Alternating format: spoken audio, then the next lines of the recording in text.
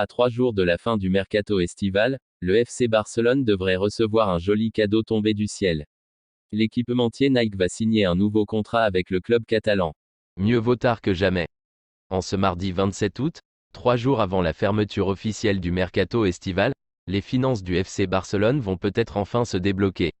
Contraint de faire avec des moyens très limités jusque-là, le club catalan s'apprêterait à sortir du tunnel, grâce à son équipementier Nike. D'après Mundo Deportivo, un nouveau contrat entre la marque américaine et le club espagnol serait sur le point d'être signé. Le média espagnol parle d'une signature contre 90 millions d'euros par saison, mais surtout d'une avance immédiate estimée à 115-120 M euros. Un montant qui devrait faire un bien fou au Barça. Une ultime recrue? Les millions encaissés, mais aussi vite dépensés? Le Barça a essuyé de nombreux échecs durant ce mercato, mais avec ses nouveaux fonds, le club catalan pourrait revenir à la charge et être un acteur majeur de la fin de la période de transfert. Annoncé à Liverpool, le dossier Federico Chiesa pourrait prendre un tournant si les Blaugrana se positionnent à nouveau. Pour rappel, la Juventus attend une quinzaine de millions d'euros pour son ailier. L'idée de recruter un défenseur central, suite aux blessures de Ronald Araujo et d'Andreas Christensen, trotte également dans la tête des dirigeants selon la presse espagnole. Quoi qu'il en soit, Nike va permettre au FC Barcelone de se donner un peu d'air financièrement, et ce quelques jours à peine après de grosses tensions entre le club et la marque à la virgule. Prêt à Brighton la saison dernière, l'avenir d'Ansu Fati était mis entre parenthèses. Convaincu par le travail à l'entraînement de son joueur, Hansi Flick voulait responsabiliser l'Espagnol lors de la tournée américaine du club Blaugrana en prépa. Une volonté qui n'a pas pu être exaucée en raison de la blessure du joueur. Cette dernière a-t-elle rebattu les cartes?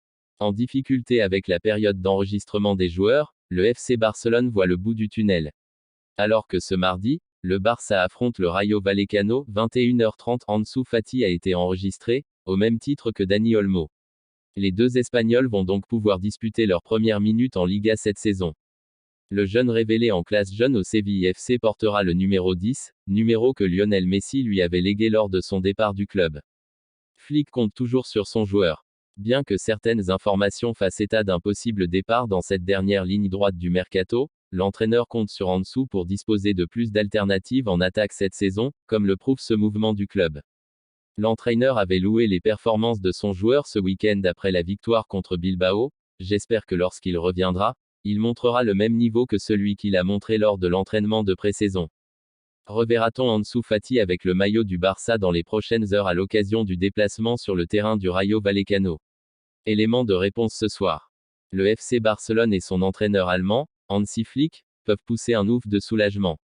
Ce mardi 27 août 2024, les culés se déplacent au stade de Vallecas pour défier le Rayo Vallecano dans le cadre du match de la 3e journée du championnat espagnol. À quelques heures de cette rencontre, les vice-champions d'Espagne reçoivent une nouvelle tant attendue.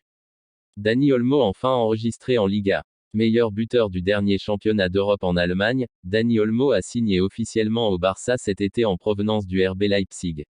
Mais depuis le 9 août que le joueur a été officialisé en tant que nouveau milieu de terrain des culés, il n'a pas encore pu être enregistré par le Barça dans le championnat. L'ancien milieu offensif de Dinamo Zagreb a notamment manqué les 2 premières journées du championnat espagnol. La 3e sortie du Barça étant prévue pour ce mardi, les fans du club catalan s'impatientent de voir l'enfant formé à la Masia à l'œuvre.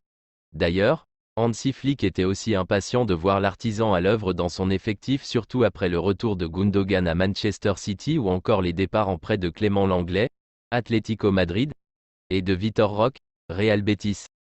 Dernière nouvelle et pour la première fois dans l'histoire de Barcelone. Barcelone utilise la technique de privation d'oxygène de Monsieur Hans Flick.